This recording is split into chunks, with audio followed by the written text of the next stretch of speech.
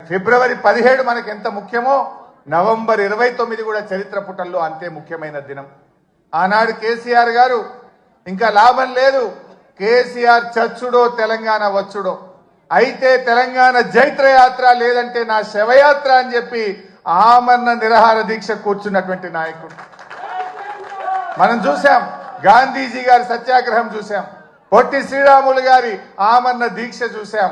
మరి నాడు కేసీఆర్ గారు కూడా ఆమరణ నిరాహార దీక్ష కూర్చొని ఢిల్లీ పీఠాన్ని కదిలించి డిసెంబర్ 9, 2009 ప్రకటన వచ్చిందంటే అది కేసీఆర్ గారి దీక్ష ఫలితం అని కూడా మనం గుర్తు చేసుకోవాల్సిన అవసరం ఉంది. నిజంగా ఆయన ఆ రోజు దీక్ష పూనుకోకపోతే ఇవాళ తెలంగాణ ప్రకటన వచ్చేదా?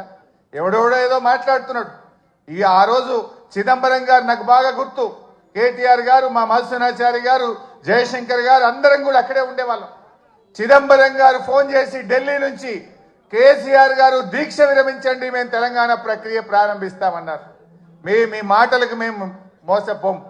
మీరు స్పష్టంగా ఢిల్లీ నుంచి తెలంగాణ రాష్ట్ర ఏర్పాటు ప్రక్రియ ప్రారంభిస్తున్నామని స్పష్టమైన ప్రకటన కేంద్ర ప్రభుత్వం నుంచి చెప్తే తప్ప నా దీక్ష విరమించను అని చెప్పి కేసీఆర్ గారు చెప్పింది. అప్పటికి 11 రోజులైంది.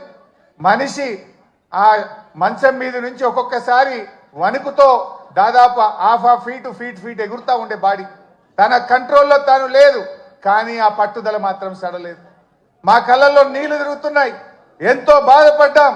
కానీ ఆయన మాత్రం కేంద్ర ప్రభుత్వం తరఫున రాష్ట్ర ఏర్పాటు ప్రక్రియ ప్రారంభమైందంటేనే దీక్ష విరమిస్తా అన్నాడు.